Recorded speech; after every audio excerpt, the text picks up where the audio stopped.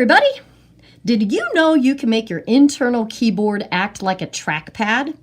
Here's how you do it. First of all, you need to launch an application where you can type something. So like Notes or maybe Google Drive or whatever, wherever you want to type. So I'm going to open up a note and then I need to access the internal keyboard. Now I have an external keyboard.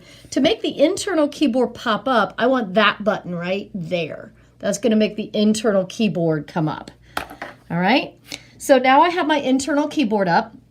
I'm going to take two fingers, and I'm going to place them on the keyboard. And now when I move around, I can put the cursor wherever I want it to be.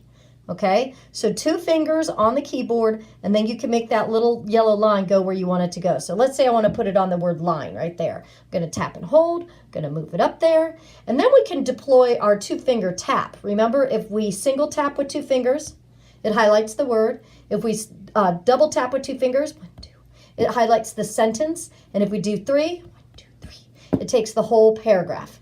All right, but it's kind of nice to know that you can switch to your internal keyboard, and then with two fingers, you can place the cursor where you want it to go, and then single tap, double tap, triple tap, 1, 2, 3.